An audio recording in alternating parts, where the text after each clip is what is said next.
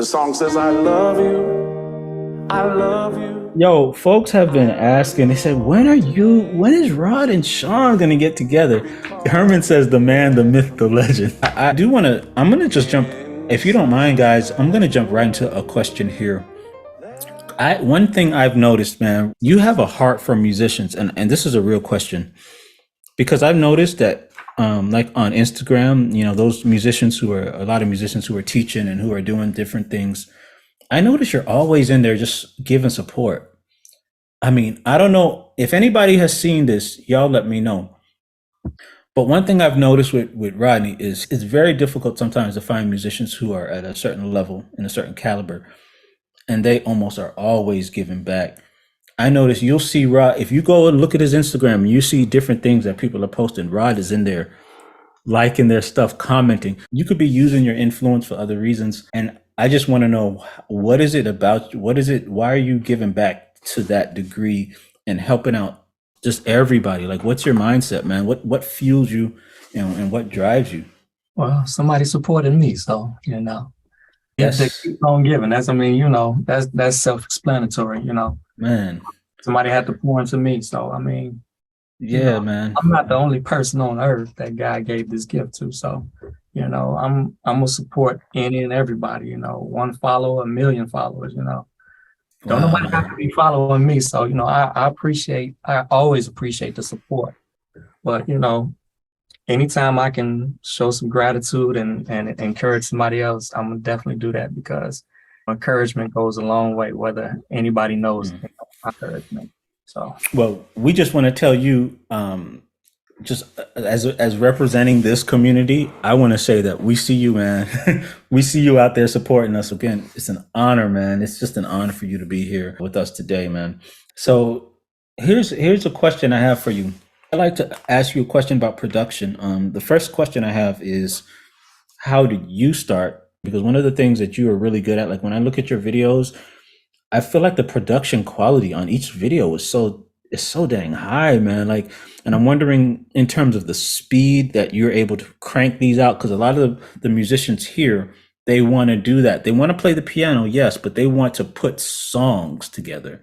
So that's why I feel like this conversation is important. So let me know how you got started and maybe an easy way for somebody else to start too. well, it all starts with a melody for me. Okay. Once I hear melody, somebody give me a melody, um, my mind is going 1,000 miles per hour right there.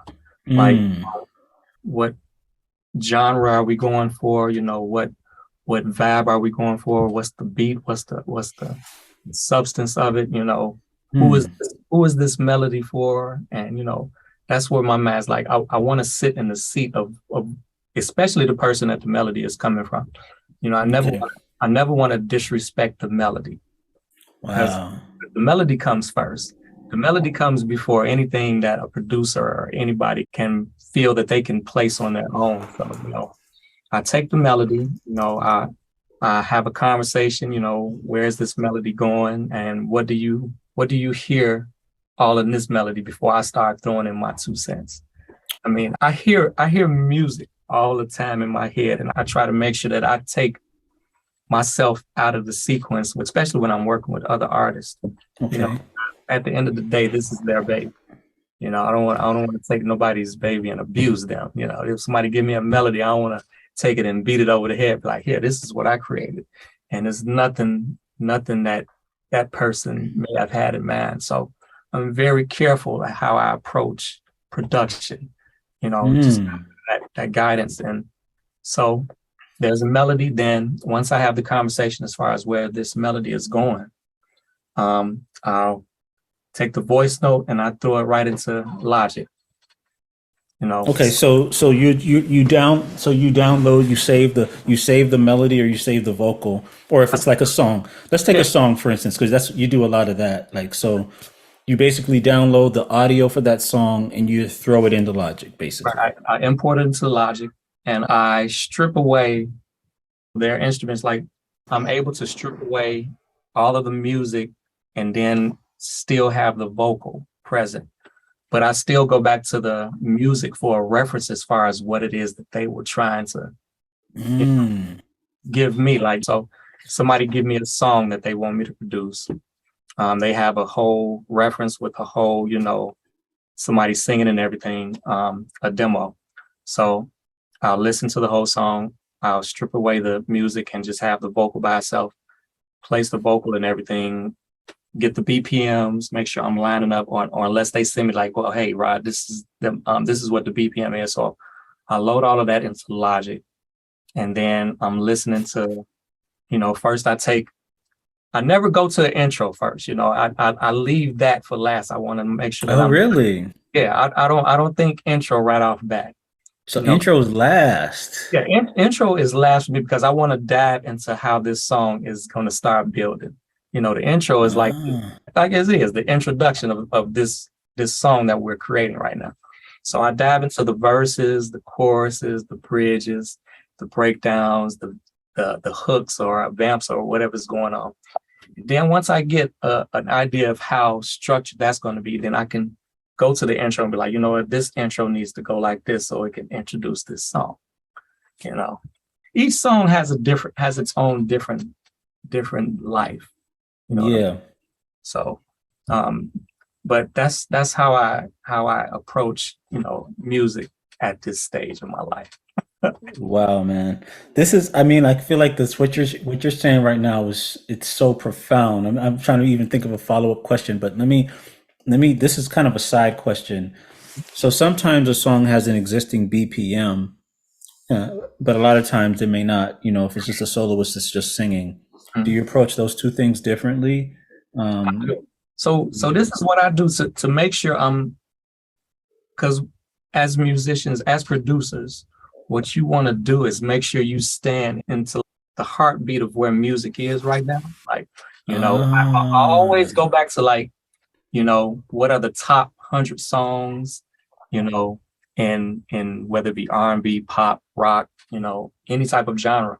I'll go through that and be like, okay, wait, this is where they're trying to go. So I'll be like, okay, this needs to be this tempo. So I'll edge it or nudge it, or I'll slow it down to this so we can find that heartbeat and that rhythm so that it, because the tempo resonates with any and everybody. They be like, oh, man, this reminds me of this beat right here. I can dance to this or I can vibe to this. So I try to marry those two. So that's one of the tricks that I learned to do.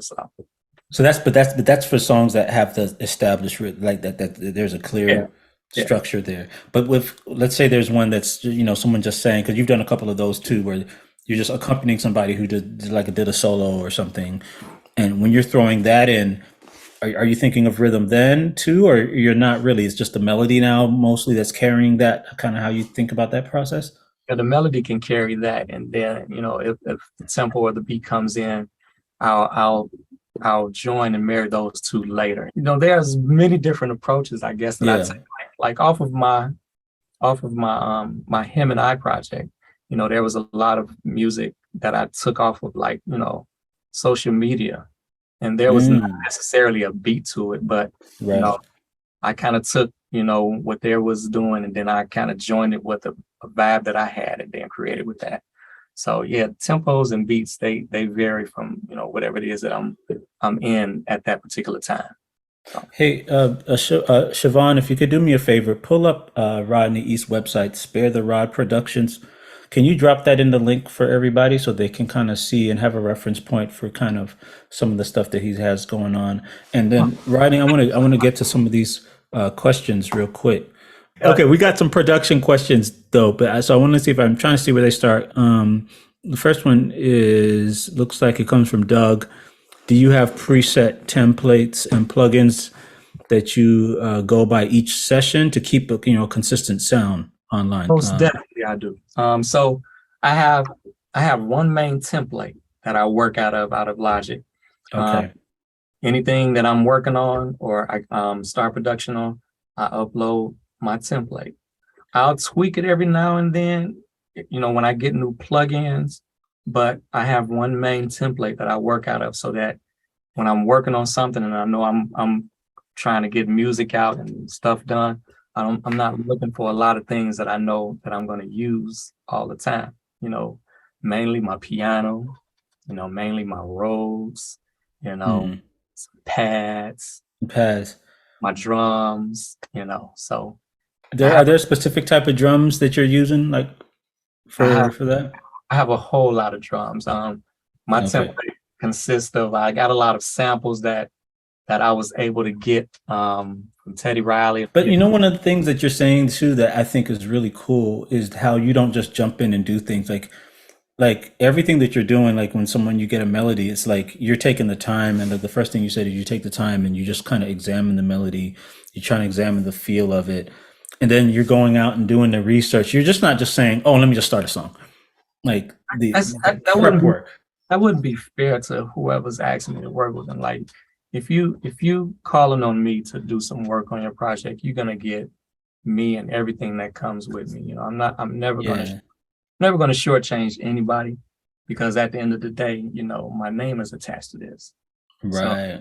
I want to make sure that everything has integrity from the top down. So I want to get to that point where like Yeah, man. because I wish I had the time to put it out every time. Like, It's difficult, man. It's difficult. It's really difficult. I mean, when I first started, I didn't think I was gonna like, and that's why I told people because people would ask me when I would transcribe songs, they're like, "Why didn't you finish the song?" Like, man, you know how long it would take me to transcribe like a Corey Henry, like. And uh, so basically, I said, you know what? It's more important for me to just kind of get the stuff out because I feel like I would still be on the same song from 3 years ago if I was. hey, let me tell you something, man. The way I put out videos, man. Let me tell you, I have an inbox with like over 1,000 videos. Oh man. Like, man, Rodney, please put some music to this, or please put piano to this. It's Oh dang. if I can put it out daily, I would, but it's a I hear process, you, man. and I get it. It is a process to it, but we're grateful for what you put out, man. Because every time you come out with a song, man, people are like, yes. Just to kind of your process, though, I do want to say this before we go. I feel like your process is just second to none, man, in terms of just the whole process. When I say this, I'm talking about the playing. The playing is at top notch, but then not just the playing, but how you're coloring the melody. And that's why I feel like we could always bring Rodney in terms of chords and stuff. But I just feel like with all that he's bringing to the table, it's more than just that. It's with respect to the melody, like how you deal with the melody.